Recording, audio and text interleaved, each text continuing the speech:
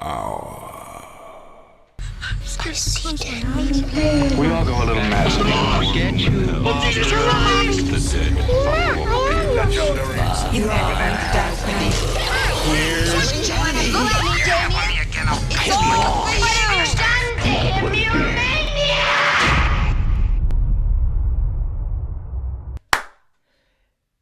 Hello, welcome back to the horror.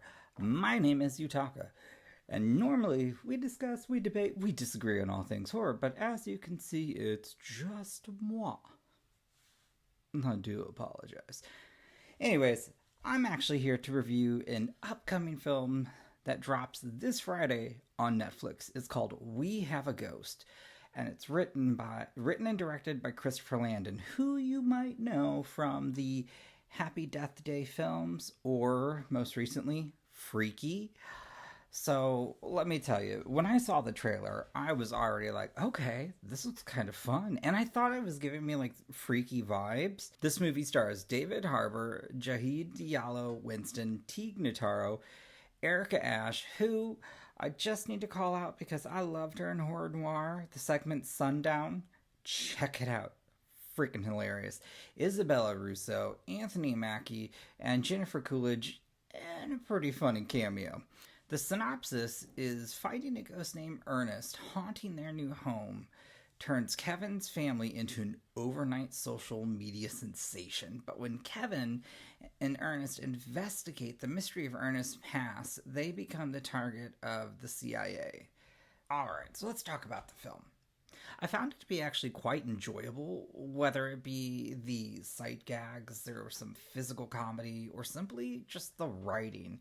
Because again, I'm a huge fan of Christopher Landon and his style of humor. So I was really excited just when certain characters are introduced, or maybe even just the back and forth between the two brothers, you just really, I feel like I'm like, yeah, Christopher Landon wrote this. Or even when Teague Notaro's character is introduced. I'm not even going to go to the line that's said, but it is one of the...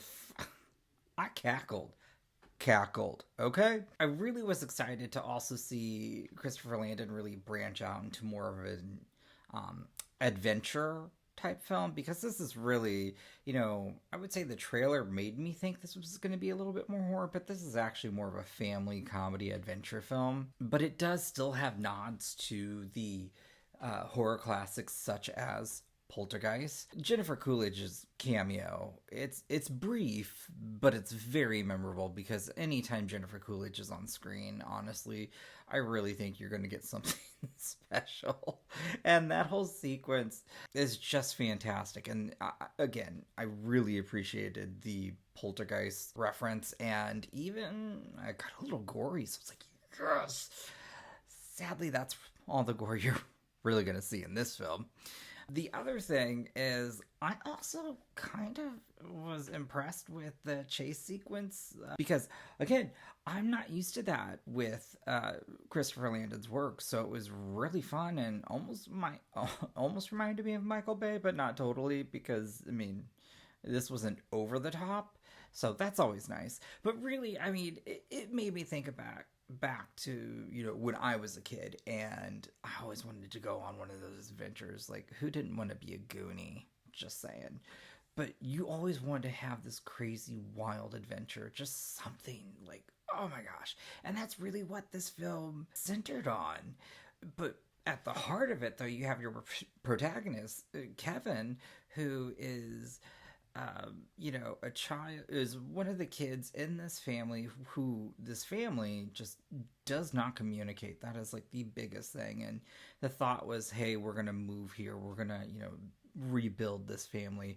Meanwhile, he's still somewhat in the beginning struggling to make friends, socially with real people versus Ernest. And I do still enjoy the relationship that you're starting to see build with Ernest and Kevin. And I also really liked that, it takes a lot to be able to just act with just facial expressions, but it's also another thing when your counterpart has to engage with that. And I really think they did a great job. Honestly, they put Kevin through the fucking ringer. Pardon my French. I mean, that poor kid and that actor, I thought he did a great job. You know, he was selling it. And kudos to Erica Ash because, like I said, she's funny.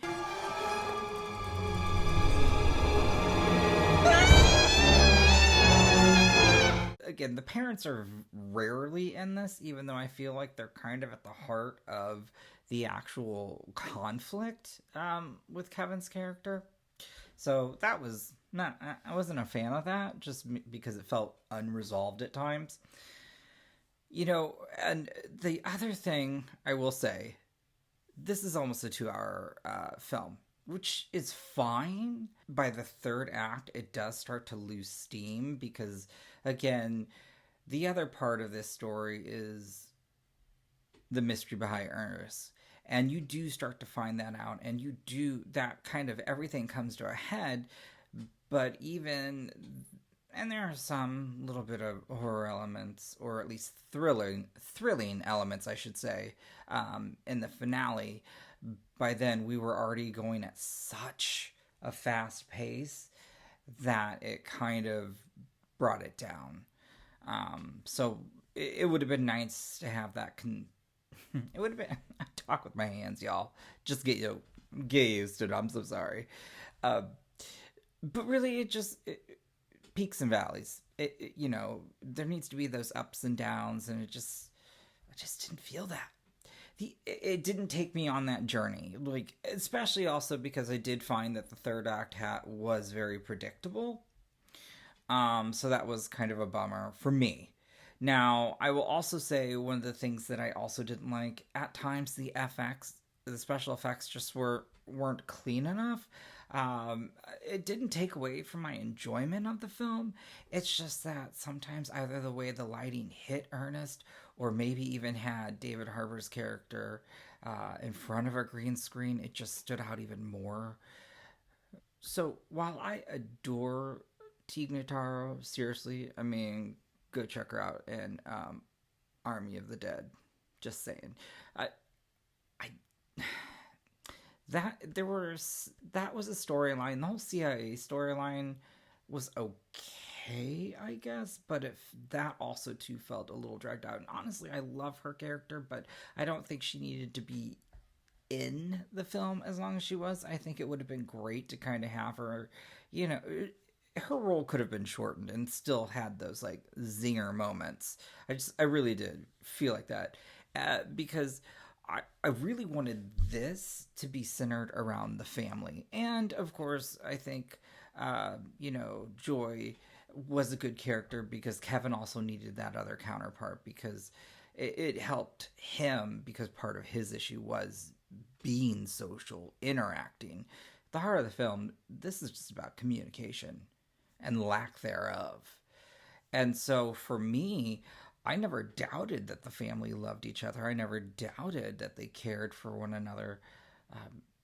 But I don't feel like there was resolution regarding their inability to, you know, connect or communicate. I mean, we get this brief little thing at the end, but I don't know. I kind of wanted to see more of that.